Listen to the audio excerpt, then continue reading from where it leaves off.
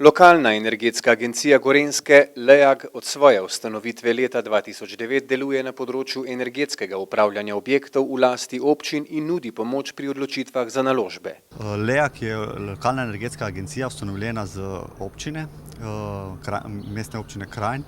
Njen namen je v bistvu promocija in spremljanje in zmanjševanje rabe, predvsem v javnih stavbah, šolah, vrtcih, zdravstvenih domovih v gorenjski regiji.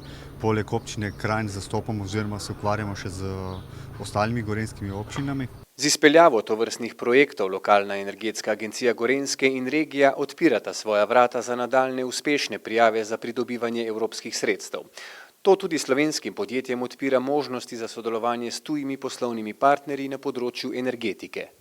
V okviru evropskih politik si je Evropa zastavila cilj znižanja rabe energije, prehod iz fosilnih virov na obnovljive vire energije.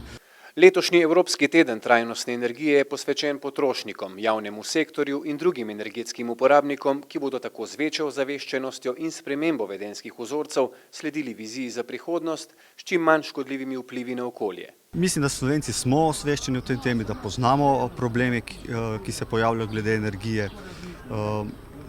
Menim pa, da ljudje mogoče težje dostopajo do sredstev, preko katerih bi lahko učinkovito koristili produkte, ki omogočajo nižjo rabo energije.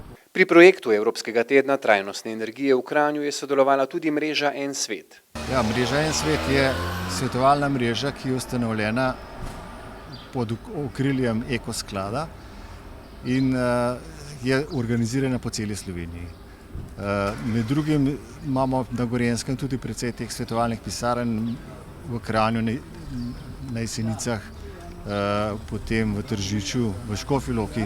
Mreža En svet je nekakšen vodnik, ki posameznikom in podjetjem pomaga najti smiselne rešitve pri vprašanju obnovljivih virov energije. Omogoča, da vsak občan lahko dobi brezplačni energetski nasvet, konkretno tisto, kar njemu ustreza, oziroma tisto, kakršno vprašanje on ima, oziroma kakršen problem ima posamezni občan ali v hiši, stanovanju ali konec koncev tudi pri rabi obnovljivih virov. Ob tem pa ne pozabimo, da lahko prav vsak od nas izboljša energetsko situacijo v svojem gospodinjstvu, brez škodljivih vplivov na okolje.